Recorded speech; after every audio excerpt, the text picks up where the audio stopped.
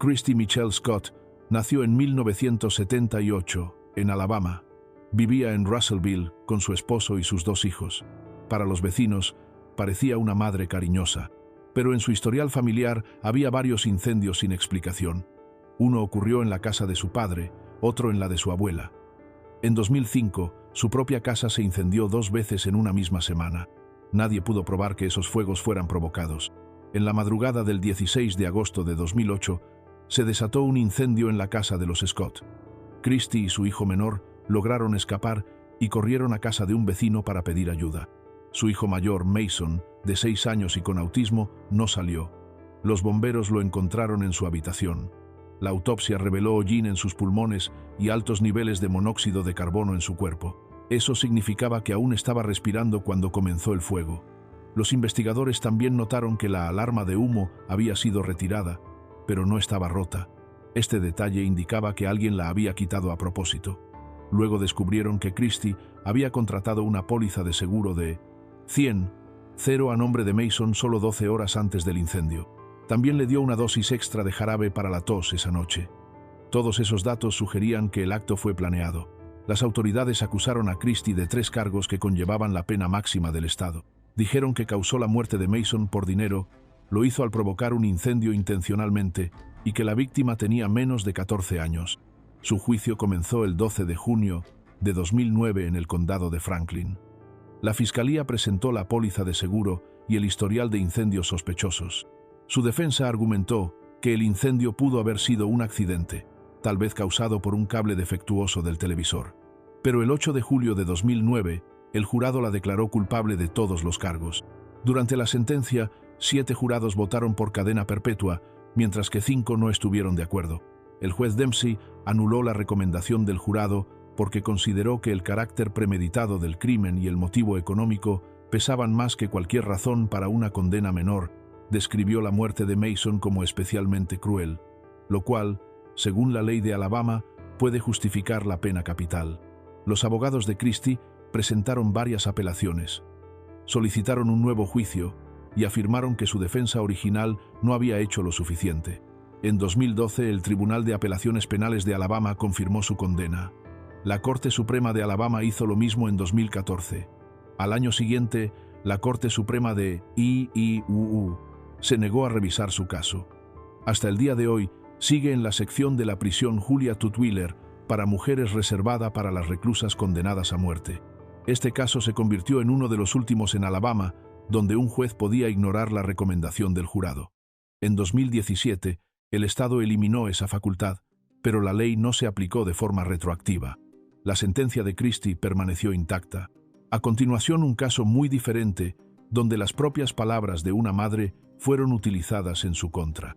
Melissa Lucio nació en 1968 en Texas. Es una madre latina con 14 hijos. Su infancia fue extremadamente difícil. Sufrió maltrato físico y emocional en su hogar, incluyendo tocamientos no deseados. Para el año 2007, vivía en Harlingen, Texas, con su pareja, Robert Álvarez, y varios de sus hijos. El 17 de febrero de 2007, Melissa llamó al 911 después de encontrar a su hija de 2 años, María Álvarez, sin respirar. Los paramédicos llegaron y notaron moretones por todo el cuerpo de María. En el hospital, los médicos confirmaron su fallecimiento. La autopsia reveló un brazo roto, una lesión en la cabeza y moretones profundos dentro de su cuerpo. Melissa le dijo a la policía que María se había caído por las escaleras 2 días antes. Algunos de sus hijos mayores dijeron lo mismo. Justo después del fallecimiento de María, la policía interrogó a Melissa durante 7 horas. Estaba embarazada de gemelos en ese momento y no le permitieron comer ni beber. Los oficiales la presionaron una y otra vez para que dijera que había lastimado a María. Finalmente, Melissa dijo: «Supongo que lo hice». Los fiscales tomaron esa frase como una confesión. Más tarde, expertos aseguraron que esa declaración fue forzada y no era confiable. En 2008, Melissa fue llevada a juicio en Texas. El caso en su contra se basó principalmente en esa confesión forzada y en el testimonio de un médico forense que afirmó que las lesiones de María eran compatibles con un maltrato repetido. El equipo defensor de Melissa no presentó peritos propios ni compartió el historial de abusos que ella había sufrido. El jurado la declaró culpable y recibió la condena más dura posible. Durante los años siguientes, sus abogados presentaron apelaciones una tras otra. Alegaron que su confesión no era válida y que nuevos hallazgos médicos sugerían que las heridas podían haber sido accidentales.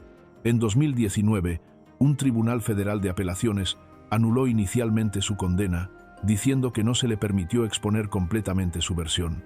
Pero esa decisión fue revertida después, por lo que la sentencia se mantuvo. En abril de 2022, pocos días antes de su ejecución, el Tribunal de Apelaciones Penales de Texas suspendió su caso y ordenó una revisión completa.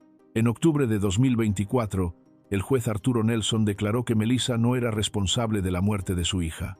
Recomendó anular tanto la condena como la sentencia. Ahora, el Tribunal de Apelaciones Penales de Texas tiene la última palabra.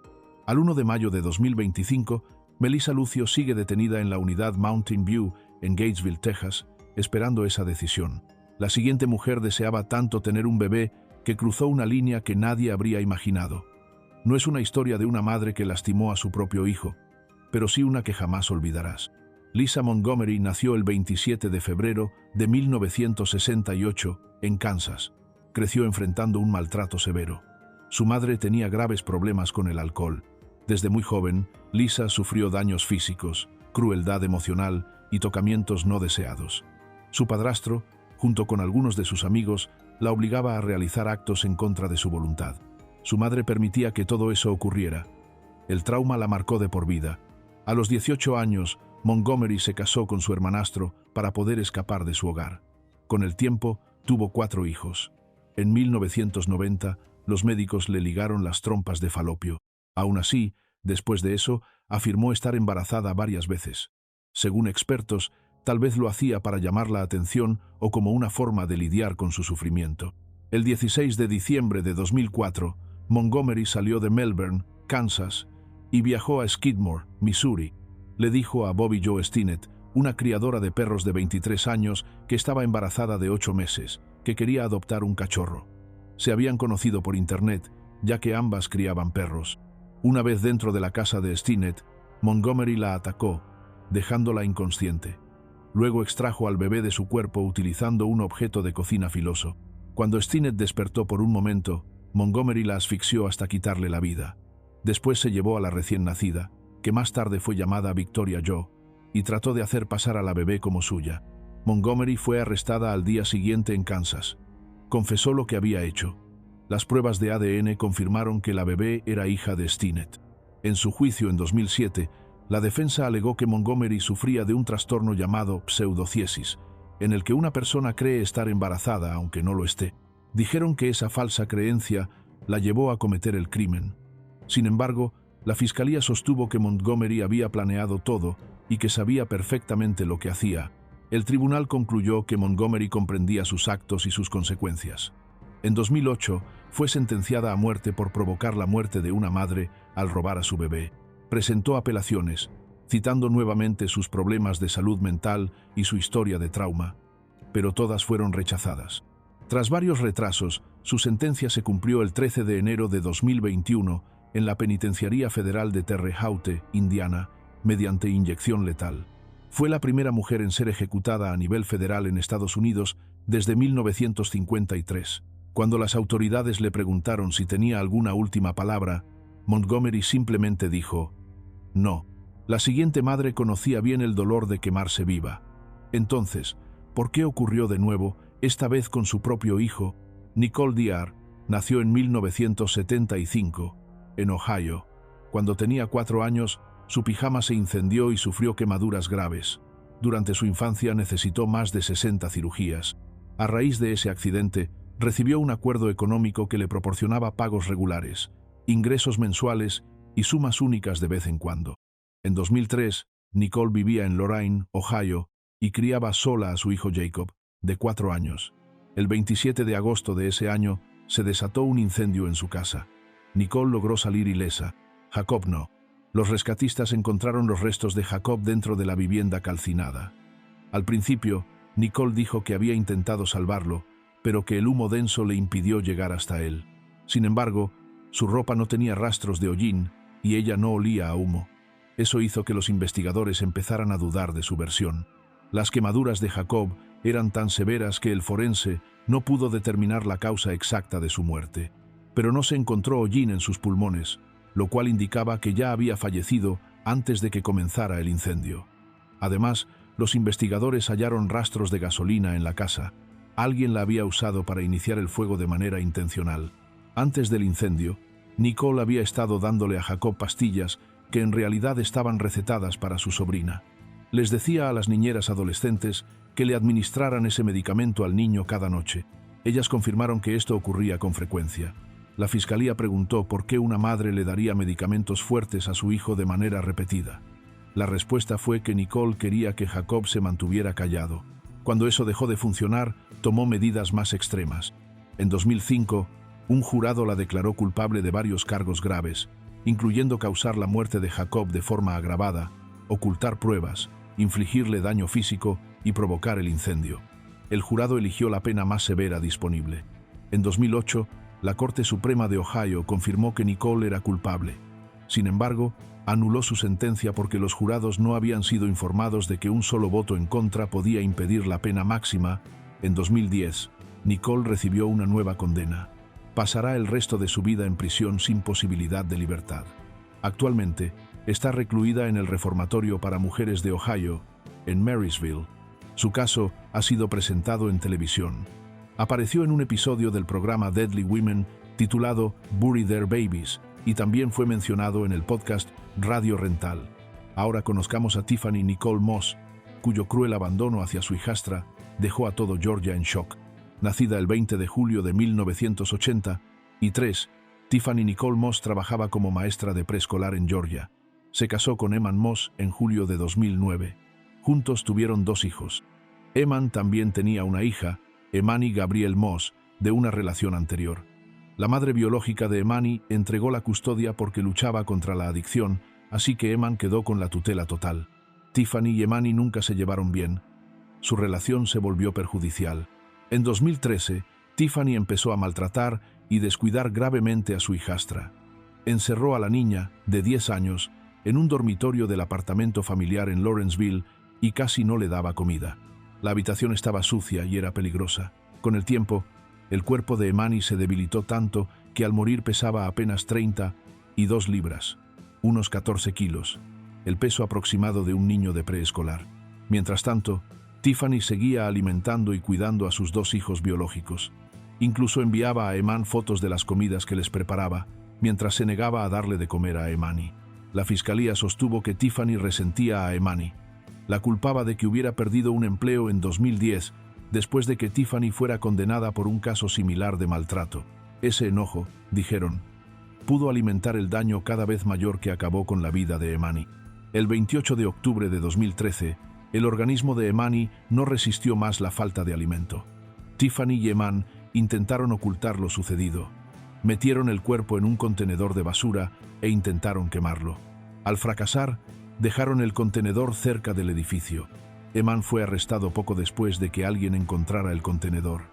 En 2015 admitió su responsabilidad por la muerte de Emani y por ocultar el cuerpo, y aceptó declarar contra Tiffany. Recibió cadena perpetua sin posibilidad de libertad. Tiffany se representó a sí misma en el juicio de abril de 2019. No hizo alegatos de apertura ni de cierre, no presentó testigos ni interrogó a los testigos de la fiscalía. El jurado la declaró culpable de homicidio intencional, de homicidio al cometer otro delito grave, de crueldad extrema contra un menor y de ocultar el cuerpo de Emani. Nadie sabe con certeza por qué Tiffany decidió defenderse sola y guardar silencio. Observadores señalaron que esa elección pudo influir en cómo el jurado percibió su falta de remordimiento y su responsabilidad. El 1 de mayo de 2019, el tribunal le impuso la pena máxima del Estado, a ejecutarse mediante inyección letal. En ese momento era la única mujer condenada a muerte en Georgia. El jurado describió el daño infligido a Emani como exageradamente vil, horrible e inhumano.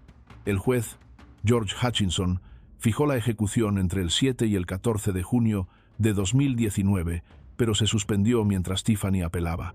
Al preguntarle si tenía últimas palabras, Tiffany respondió: «No, señor. No consta que solicitara comida especial antes de la ejecución. La próxima madre no estaba en casa la noche en que ocurrió todo». pero lo que hallaron dentro planteó muchas preguntas. Y antes de continuar, considera darle me gusta y suscribirte para más historias como esta. Robin Lee Rowe nació en 1957. Tenía 2 hijos, Joshua y Tabitha, de un matrimonio anterior antes de conocer a Randy Rowe. El 10 de febrero de 1992, un incendio arrasó una casa de 2 unidades en Boise, Idaho. Dentro se encontraban Randy Rowe, de 34 años, y sus hijos Joshua, de 10, y Tabitha, de 8. Todos perdieron la vida por intoxicación con monóxido de carbono. Esa noche, Robin no estaba en casa. Se alojaba con su amiga Joanne McHugh. Los investigadores hallaron rastros de un líquido acelerante que avivó las llamas. También comprobaron que los detectores de humo habían sido desactivados y que un ventilador quedó encendido para dispersar el humo por la vivienda. El pasado de Rowe incluía otras tragedias familiares. En 1977, su hija de 15 meses falleció oficialmente por síndrome de muerte súbita infantil. En 1980, su hijo de 6 años murió en un incendio en una cabaña en California. Tras ese siniestro, Rowe cobró $28,000 de un seguro. Solo unas semanas antes del incendio de Boise, contrató pólizas de seguro por más de $276,000 sobre la vida de su esposo e hijos, lo que apuntaba a una acción premeditada. El 13 de febrero de 1992, fue arrestada y acusada de homicidio intencional en primer grado por cada miembro de su familia y de incendio provocado agravado. En 1993, un jurado la declaró culpable de todos los cargos. El 16 de diciembre de ese año, el juez Alan Schwartzman le impuso la pena máxima, calificando sus actos como la traición definitiva a la maternidad. Desde entonces, Rowe ha solicitado nuevas audiencias, alegando que su defensa fue inadecuada y que padece problemas de salud mental. Todas sus apelaciones han sido rechazadas. Es la única mujer en Idaho recluida entre los condenados a muerte. Se encuentra en el Centro Correccional de Mujeres de Pocatello. Para el mundo, la siguiente era solo otra hija problemática. Para su madre, era algo que debía borrar. Lisa Leanne Graham nació en 1967 y vivía en Phenix City, Alabama. En su localidad la conocían como la esposa de un empresario. En casa era madre y esposa. Sin embargo, su relación con su hija Stephanie Shea Graham era muy tensa. Stephanie tenía 20 años en 2007. Había enfrentado cargos por posesión de sustancias ilegales y por hurto, pero estaba intentando enderezar su vida. Madre e hija discutían con frecuencia y chocaban por muchos motivos. El 5 de julio de 2007, el cuerpo de Stephanie apareció en un camino rural de Russell County, Alabama, con múltiples impactos de bala. La comunidad quedó consternada por la brutalidad del crimen. Pronto los investigadores se centraron en Lisa. Encontraron pruebas de que había convencido a un amigo de la familia, Kenneth Walton, para ejecutar el asesinato. Walton declaró que Lisa le entregó el arma y le dijo el lugar y la hora exactos. Según él, el motivo de Lisa era conseguir dinero y librarse de los problemas que su hija le ocasionaba. ¿Por qué una madre planearía algo así? La fiscalía sostuvo que Lisa veía a Shea como una carga emocional y financiera. Creía que su vida mejoraría si su hija desaparecía. Lisa fue detenida el 8 de julio de 2007. El 20 de octubre de ese año, fue acusada formalmente de un delito capital. Su primer juicio, en septiembre de 2012, terminó sin veredicto. El segundo comenzó en febrero de 2015. El testimonio de Walton fue decisivo. Describió cómo Lisa llevó a Shea al lugar donde él la esperaba y le entregó el arma. En marzo de 2015, el jurado declaró a Lisa culpable. El 18 de noviembre de 2015, el juez le impuso la pena más severa permitida por la ley estatal. En julio de 2019, la Corte Suprema de Alabama confirmó la condena, señalando que las pruebas eran contundentes. Durante todo el proceso, Lisa se mantuvo tranquila y habló poco. Los observadores no percibieron señales claras de arrepentimiento ni de asunción de responsabilidad. Al 1 de mayo de 2025, Lisa Graham sigue recluida en una prisión de Alabama a la espera del desenlace definitivo de su sentencia. Heather Leibel Keaton nació en 1988. Tenía una discapacidad visual y estudiaba becada en Spring Hill College, en Alabama.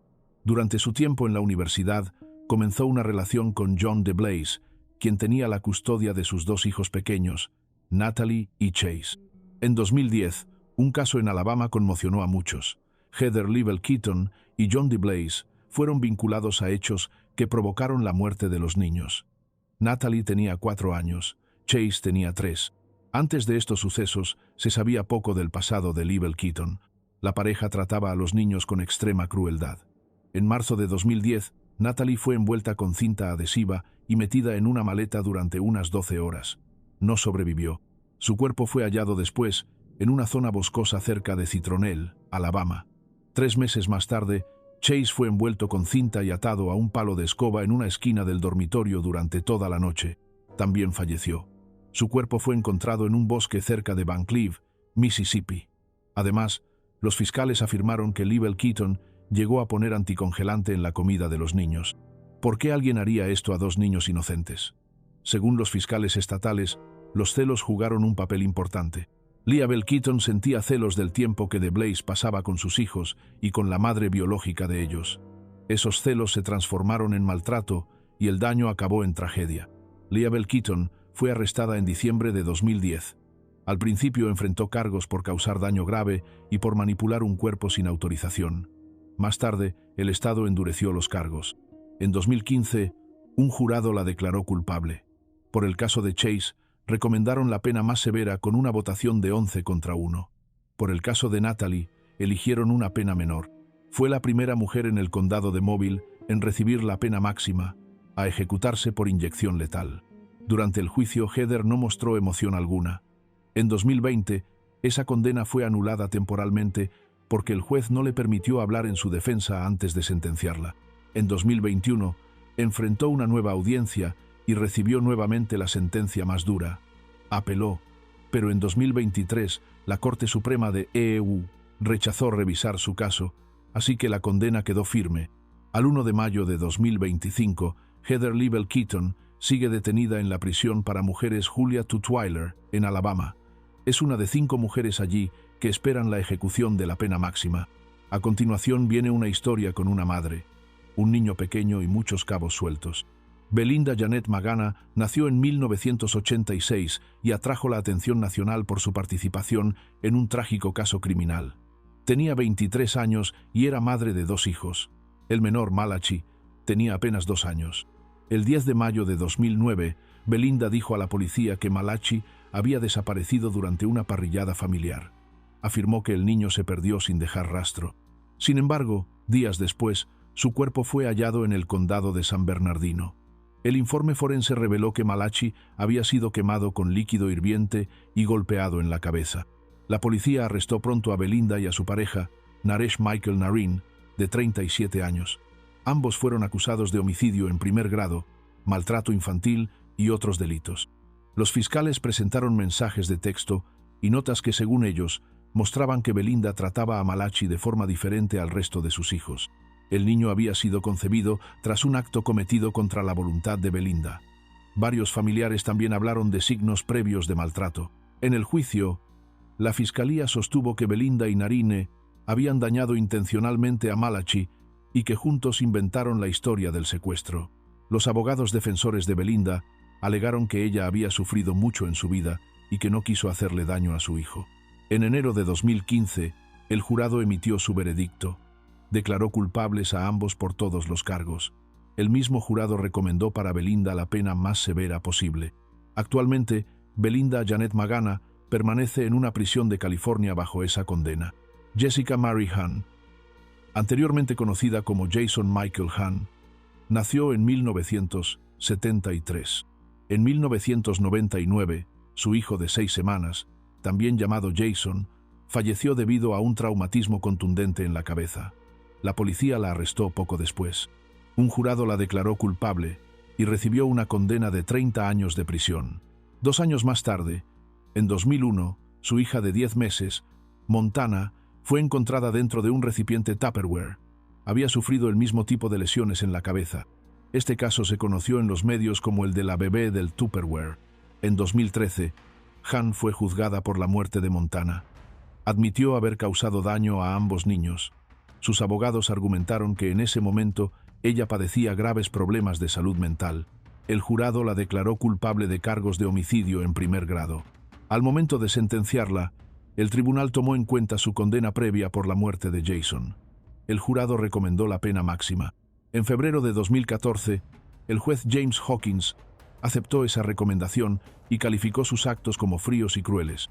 También rechazó la solicitud de la defensa de sustituir la condena por cadena perpetua sin posibilidad de libertad. Durante su reclusión, Han comenzó su transición de género. En 2019, registros del condado de Marin muestran que cambió legalmente su nombre y marcador de género. Desde principios de ese mismo año, está recluida en el Centro Correccional de Mujeres de California Central, una prisión que alberga a mujeres trans. A continuación, una madre cuyo mal carácter la llevó a cometer un acto impensable.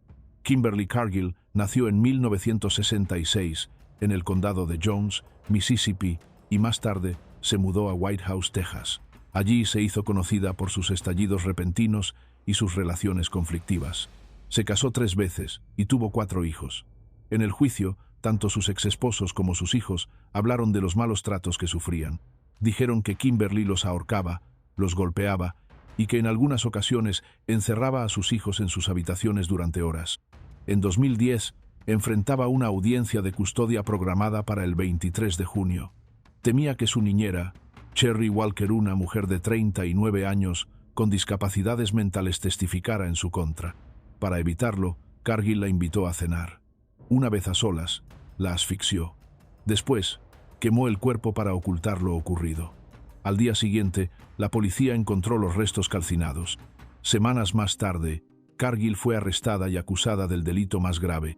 Durante su juicio en 2012, ella alegó que Walker había sufrido una convulsión y que entró en pánico. Dijo que quemó el cuerpo para ocultar el accidente. Sin embargo, las pruebas forenses demostraron que Walker murió por asfixia. Los expertos en salud mental diagnosticaron a Cargill con trastorno límite de la personalidad, además de rasgos antisociales y narcisistas. Aún así, la declararon apta para ser juzgada. Sus hijos y exesposos ofrecieron más detalles sobre su conducta abusiva. El jurado analizó todas las pruebas y la declaró culpable del cargo más grave.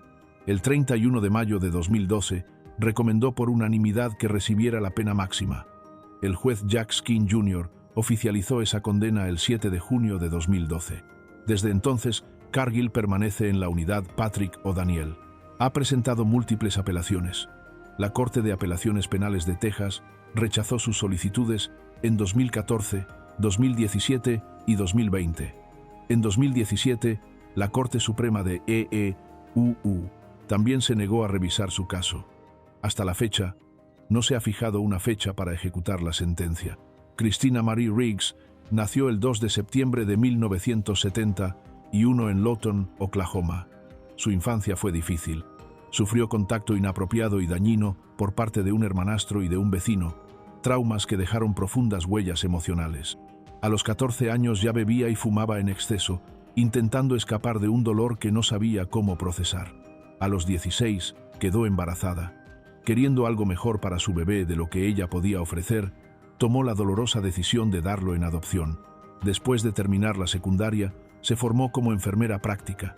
Primero trabajó en el cuidado domiciliario y luego en un hospital para veteranos, ayudando a otros mientras ocultaba sus propias heridas internas. En 1991 volvió a quedar embarazada. Su hijo, Justin Dalton Thomas, nació en junio de 1992. El padre no estuvo presente, y Christina crió sola a Justin hasta que conoció a John Riggs.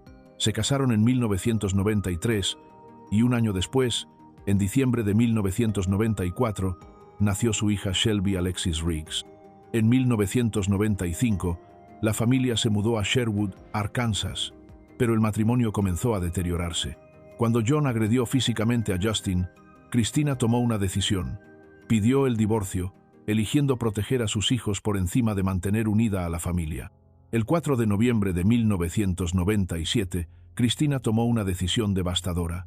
Planeó acabar con la vida de sus 2 hijos y luego la suya. Reunió medicamentos del hospital donde trabajaba y de una farmacia local, preparando lo que pensaba sería un final silencioso. Esa noche les dio a Justin y Shelby algo para dormir. Cuando estuvieron adormecidos, intentó terminar con la vida de Justin, de 5 años, mediante una inyección para detenerle el corazón, pero no funcionó como esperaba. El niño sintió dolor. Christina le dio más medicación y como no surtió efecto, le colocó una almohada en la cara hasta que dejó de moverse. Luego hizo lo mismo con Shelby, que tenía apenas 2 años. Después colocó los cuerpos sobre su cama y los cubrió con una manta. Escribió cartas explicando que planeaba quitarse la vida. Ingirió 28 pastillas e intentó inyectarse el mismo medicamento. La inyección le provocó una fuerte quemadura en el brazo, pero no detuvo su corazón. Quedó inconsciente hasta que su madre la encontró 19 horas después. El juicio se celebró en junio de 1998. Sus abogados alegaron que sufría de trastornos mentales graves, incluyendo depresión y estrés postraumático, especialmente por haber trabajado cerca del lugar del atentado de Oklahoma City. La fiscalía, en cambio, sostuvo que actuó movida por el odio hacia sus hijos. El jurado deliberó solo 55 minutos antes de declararla culpable por 2 delitos que conllevaban la pena máxima.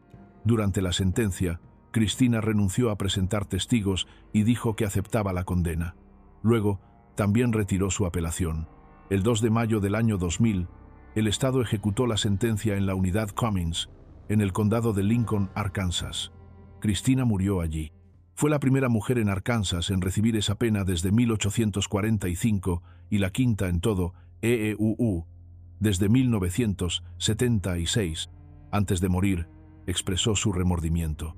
No hay palabras para expresar cuánto lo siento por haber quitado la vida a mis bebés. No puedo deshacer ni borrar el dolor que causé a todos los que los conocieron y amaron. Sus últimas palabras fueron: los amo, mis bebés. A continuación, Rhonda Bell Martin, una madre cuya lenta estrategia de envenenamientos pasó desapercibida durante años. Rhonda Bell Tomley nació el 4 de noviembre de 1906 en Lucedale, Mississippi, y creció en Mobile, Alabama. Su padre trabajaba en los ferrocarriles. Rhonda dejó la escuela después de 7º grado. A los 15 años, se fugó con un huésped de la pensión que su madre administraba. Ese fue el primero de varios matrimonios que, con el tiempo, llamarían la atención de las autoridades. Entre 1937 y 1951, varias personas cercanas a Rhonda fallecieron en circunstancias sospechosas. Entre ellas estaban su madre, Mary Frances Grimes, 2 de sus esposos y 5 de sus 7 hijos pequeños, todos menores de 12 años.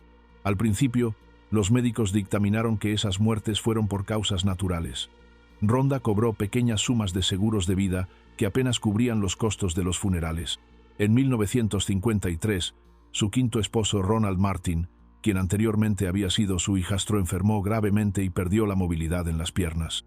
Su estado despertó la atención de las autoridades locales, que comenzaron a investigar el patrón de muertes y enfermedades en torno a Rhonda. En marzo de 1956, Rhonda confesó ante los investigadores que había mezclado veneno para ratas en la comida de su madre, de 2 de sus esposos y de 3 de sus hijos.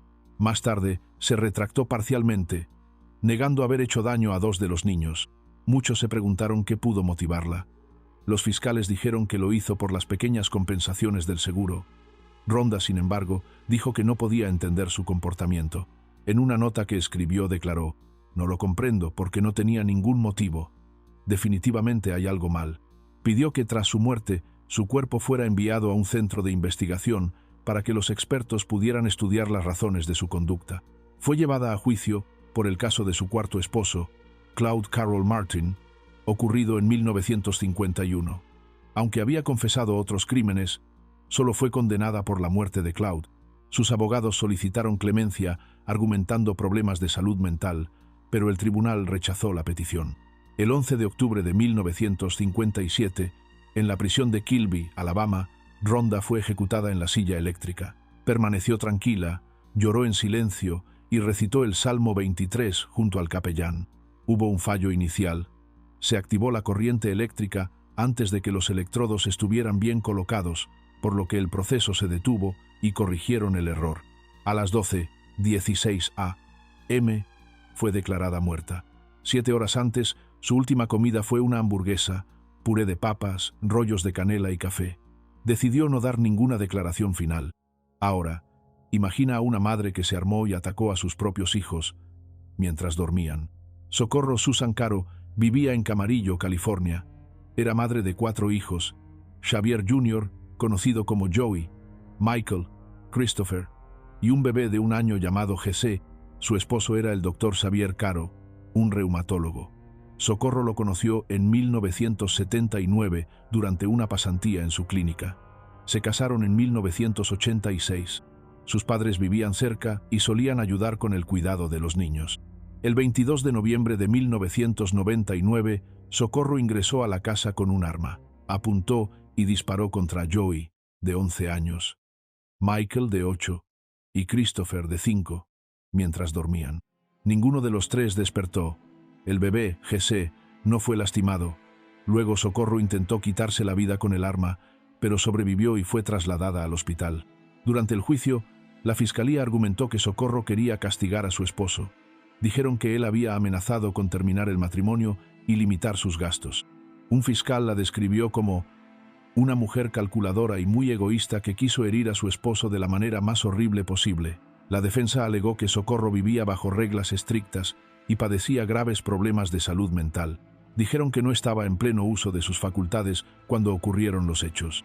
En el tribunal, Socorro fue acusada de 3 cargos de homicidio en primer grado, 1 por cada hijo. También enfrentó agravantes por causar múltiples muertes en un solo acto. Se declaró inocente y afirmó que no era responsable debido a su estado mental. El juicio incluyó testimonios emotivos de familiares y amigos, así como la grabación de la llamada al 911 de esa noche. El jurado la declaró culpable de todas las muertes. En abril de 2002, el juez le impuso la sentencia más severa permitida por la ley de California. En 2019, la Corte Suprema del Estado confirmó esa decisión. El nombre de Angela McAnulty quedó vinculado a uno de los casos más graves de maltrato infantil en la historia de Oregón. Su hija, Janet Maples, sufrió abusos durante muchos años. Todo terminó trágicamente el 9 de diciembre de 2009, cuando Janet perdió la vida.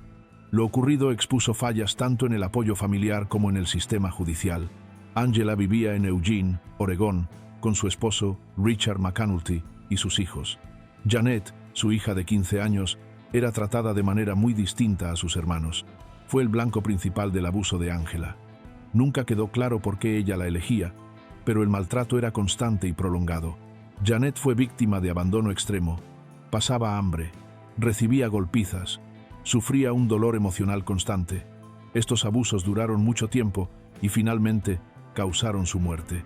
Después de su fallecimiento, Angela fue arrestada y acusada de un delito grave relacionado con la muerte de su hija. En febrero de 2011, se declaró culpable sin llegar a ningún acuerdo con los fiscales.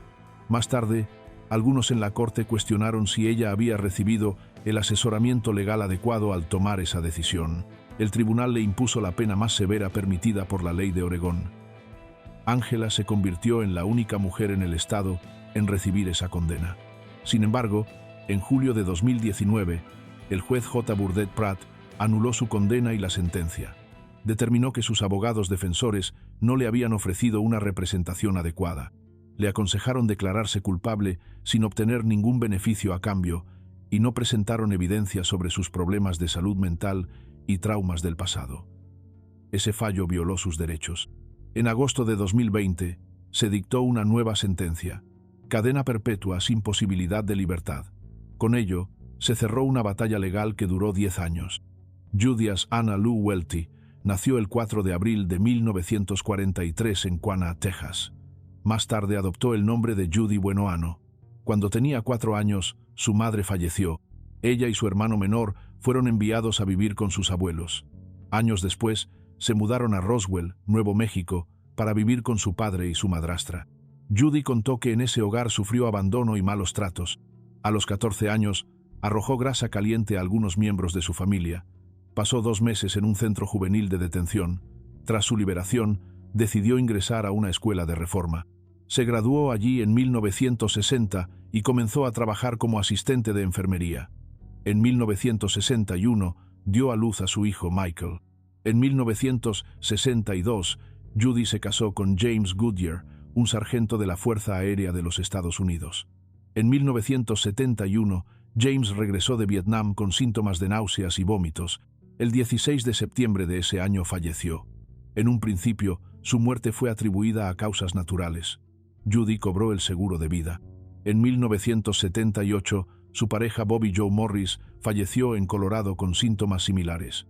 Judy volvió a recibir beneficios del seguro. En 1980, Michael perdió la capacidad de caminar debido a un envenenamiento con arsénico. Durante un paseo en canoa con su madre, se ahogó. Llevaba pesados aparatos ortopédicos y no tenía chaleco salvavidas. Judy cobró $20 del seguro por su muerte. En 1983, su pareja John Gentry resultó gravemente herido cuando su auto explotó. Las investigaciones revelaron que Judy le había estado dando cápsulas que decía eran vitaminas. En realidad, contenían arsénico y paraformaldehído. Este hallazgo llevó a las autoridades a exhumar los cuerpos de James Goodyear y Michael.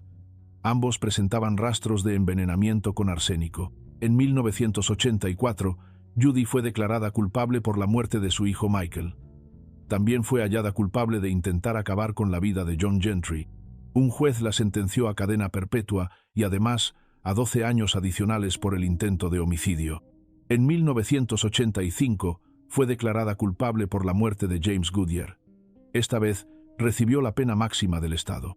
El 30 de marzo de 1998, su sentencia fue ejecutada en la silla eléctrica en la prisión estatal de Florida. Fue la primera mujer en ese estado en enfrentar la pena capital desde 1848. Su última comida fue brócoli al vapor, espárragos, fresas, rodajas de tomate y té caliente con limón. Cuando le preguntaron si quería decir algo antes del final, respondió: «No, señor,